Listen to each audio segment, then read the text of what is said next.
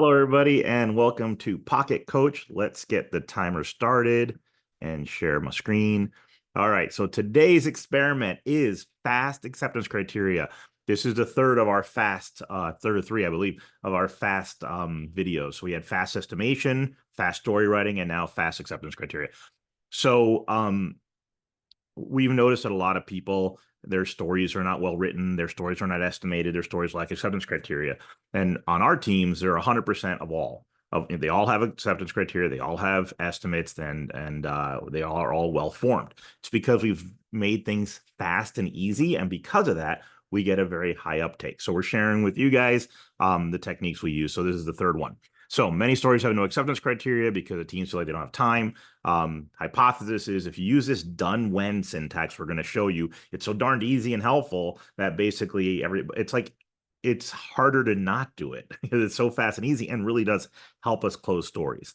So give this one 6 weeks, pivot or persevere after 2. Might actually know after just one session that this is working for you.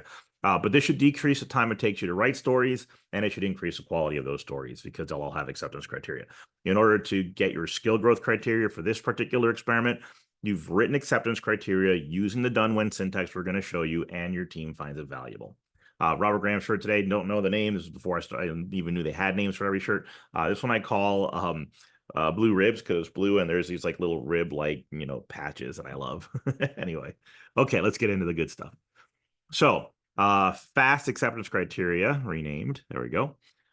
So goal is that all stories have acceptance criteria because people just find it so easy and valuable. All right, so there's lots of formats out there for acceptance criteria. We used to use the first one here, test that, and that comes from Mike Cohn's book, Applied User Stories. He actually had that in the first edition. Test that, and then some kind of criteria. Demonstrate that this happens. Another one is verify that when a role does some action, they get this result. Or given a context, when this event occurs, then this happens. This one here, Gherkin made really famous, and they call it the given, when, then syntax. And there's more than that. So which format do you like best? We like done when, and here's why. Okay, so like I said, we originally used test that. The problem with test that, and we loved it because it kind of was easy, just like done when. The problem was that people were like, are these test cases? And then they started putting in acceptance criteria that were like boundary conditions and negative cases and tests for 0 and tests for characters. They were going too nuts with the test because the words were test that. And I had to coach on it every single time over and over again. And finally, one of my business clients, a business agility team, was like, maybe we should try done when. And I was like, oh, I think that's brilliant. And so for everyone, we switched away from test that to done when because it didn't cause that extra coaching I had to do. No, they're not test cases. Yes, you can use them to help you with functional tests, but that's not what they are. So what I have now for these last 3 slides are just examples. So I went out on the internet and I just Googled acceptance criteria examples. And on the left, I have the example, and on the right is how we would have done it if we used done when. So and also as a bonus, the story itself, I'm using the format, the long form, and on the right, we're using the short form that we just introduced in our previous video last week. So so you get an extra dose of the short form, long form. What do you think you like better here, right? So as a product manager, I want to score potential ideas so I can decide what to include on my product roadmap.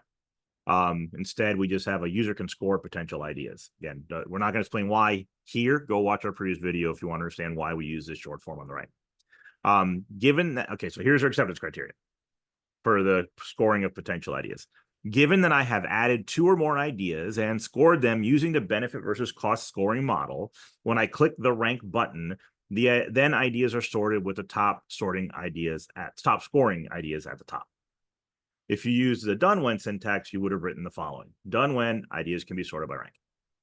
So way simpler. So you can imagine if people are feeling crunched for time, that over here on the right, just finishing the sentence, done when something, done when ideas can be sorted by rank, you get these. These actually are helpful, and they're so quick. There's no reason not to. And there's a lot of reason to. But if you're requiring this sort of thing you're seeing on the left, it's a lot more time consuming, and there's a lot more context. And if you see our previous video, context was actually considered a negative by the Department of Defense. When you put in business context into the requirement, it becomes confusing. What am I supposed to be automating? And so they created the system shall to try to show what the system will do and eliminate that business context. All right, that's my first time box for the rest of it. For the next the second time box. I'm going to just look at 2 more examples here, and then that should be the entire video. So if you want to see 2 more examples, stick around. Okay, so which one do you think would be more effective for your teams? We find the right-hand side gets us a 100% uptake, and over here on the left side, we see tons of stories where they just don't bother. And in the end, we build the right thing. We build a solution where ideas can be sorted by rank. Okay, here's example 2. So first, the story. As a website user, I want to be able to recover the password to my account so that I will be able to access my account in case I forgot the password. Again, a lot of verbosity here, a lot of business context. The short form is a user can recover their account password. Okay, same thing with the acceptance criteria. In this case, they have a scenario for the acceptance criteria, and this scenario is forgot password. It's given the user navigates to the login page when the user selects forgot password option and enters a valid email to receive a link for password recovery, then the system sends the link to the entered email. Given, by the way, I don't know any system that does that. Then you just put in your own fake email, right? This should be using an email from your actual account profile. Given the user receives a link via email, the user navigates through the link received in the email, the system enables the user to set a new password. So just like that, someone just hijacked your account. This is terrible. All right. Meanwhile, we're not judging. Let's go to the done when. Instead, with done when is done when a reset password link can be requested by the user during login. The email in the user's profile is used to send the reset link. The reset password link allows the user to set a new password, and the user is able to log in with their new password. This bottom one missing over here. So if you look at these two, the one on the left almost feels like you're coding, which it doesn't really work great for business agility teams who aren't coders. But also, there's a lot of design in here, right? The selects forgot password option. That's like very designy. On the right, we're leaving design open to those who know best. The designers hopefully following a user experience architecture. So in the end, again, this seems a lot quicker to read, a lot quicker to write, and honestly doesn't force us into specific design choices too early. All right, final example here, example 3. Hope you guys have your reading glasses on. Maybe I will go into this mode, so a little bigger. Okay, on the left, as a bank card user, I want to be able to request cash from my account at an ATM so that I will be able to receive the money from my account quickly and in different places. A lot of business context. On the right, a user can request cash from their account at an ATM. Okay, again, we're fans of the short form on the right. Now, on the left, they actually have 2 scenarios this time, and again, using the given when then approach. Scenario 1, requesting the cash from a credit-worthy account. And scenario 2 is requesting the cash from an overdrawn account. If you look at scenario 1, it says given that the account is creditworthy and the card is valid and the dispenser contains cash. When the customer requests the cash, then ensure the account is debited and ensure cash is dispensed and ensure the card is returned. Okay, so Gherkin folk probably love it. And in scenario 2, so it's an overdrawn account. Given that the account is overdrawn and the card is valid, when the customer requests the cash, then ensure the rejection message is displayed and ensure cash is not dispensed.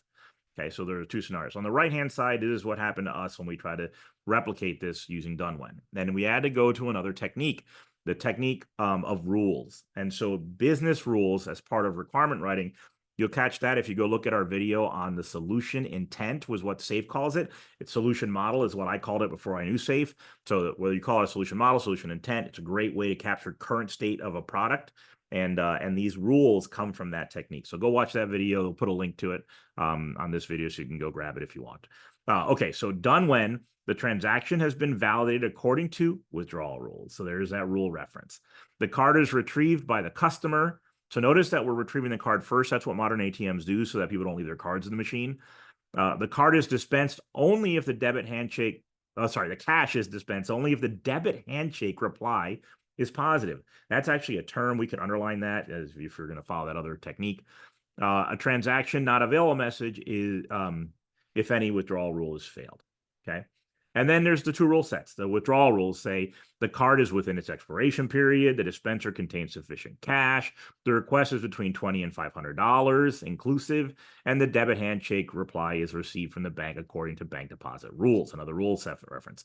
For the bank deposit rules, there's 4. No fraud mark on the account, sufficient funds exist. So this is the stuff that happens on the server side. It's our last time box. I'll just go over by a bit. I'm setting another 5 minutes. We'll be done in just a second here. So the bank debit rules are rules that happen at the bank, right? Whereas the withdrawal rules are happening within the ATM. And what's nice about this technique is when those rules change in the future, you just go to your solution intent, look up the rule dictionary, and edit the rule set. Then write a single story to say, hey, add 2 more rules or remove a rule or whatever it is that the change entails. So it makes it really fast to write the story.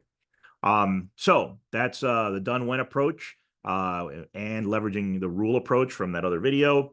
And that is it. So what we have found is when we use the short form for the story itself, see the other video, and when we see the done when, our stories are all completely well written. They all have a user can with a good sentence, and they all have done when criteria.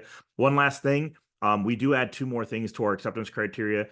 Deployment location is where will you find the solution.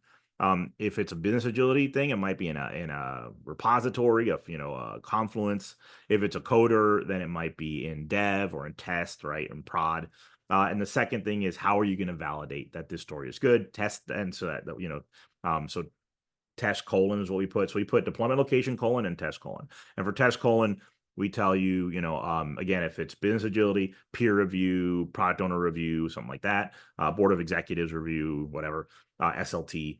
And then if it is a developer, then it's going to be unit test, user acceptance test, whatever level of test that you think is appropriate. So you can add those 2 things there as well.